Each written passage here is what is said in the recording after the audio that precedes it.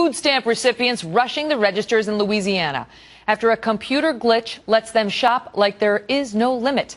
This is cell phone video from Spring Hill, where shoppers emptied shelves and loaded up carts, taking advantage of the 2-hour outage.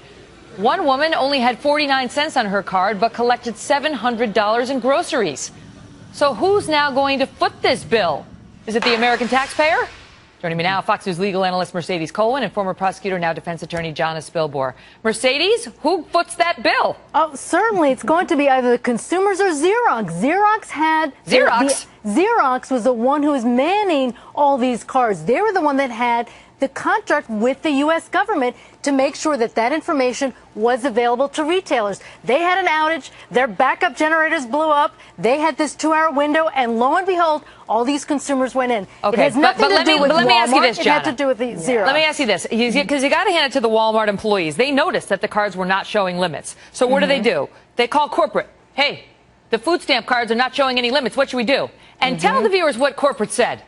Corporate said, ring them up anyway. We don't want these poor people to starve, because, you know, you're going to starve if you can't buy food for 2 hours. And oh, by the way, I guess they eat flat screen TVs, because that's what people were buying in that 2-hour window. Hey, Jonna, use your head. What food stamp card has enough on it that you can buy a flat screen TV? But most of the but look, if you look at those cards, most of them are eggs, milk, meat. That's what $1,000 worth. A lot of those $700 worth of. We've all gone grocery shopping. $700 adds up pretty quickly in the supermarkets. But look, listen to the headlines. If these shoppers were told you can't buy anything on the EBT cards, well, tomorrow, Walmart would read, the press would read, Walmart refuses to sell food to poor families. No, it wouldn't. It would read Walmart is the victim of Xerox's screw-up, and Xerox is to blame for these poor shoppers not being able to buy anything. But as it was, Walmart made the decision to let them go through. So here's the question I have. Now that it stands, you know, some people, I guess, bought these goods, Jonna. Who has to pay? Well, it better not be me or you or Mercedes, right? Well, I think the entity that is responsible is Walmart, because all they had to do was cut people up. Yes, that's all they had to do. Because listen, corporate should have said no. You're going to blame the corporate giant, the victim? You're going to blame the victim in this case? Walmart's the victim. They put money in their coffers because of this glitch. Now they can but listen. On Friday, I had Judge Judy on the show, and the reason she's my idol is because she's big on personal responsibility.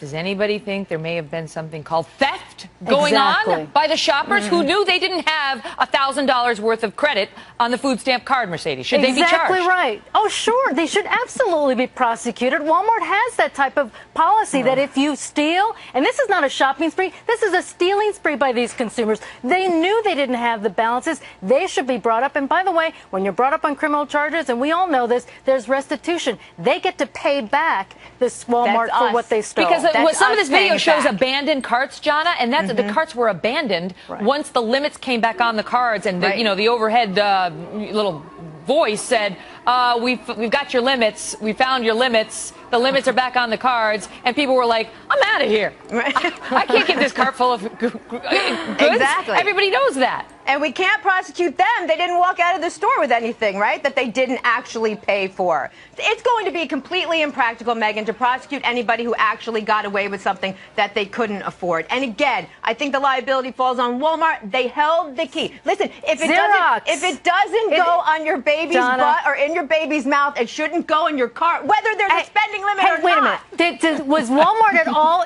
responsible for those EBT cards, those balances to be on? Of course not. It was Xerox.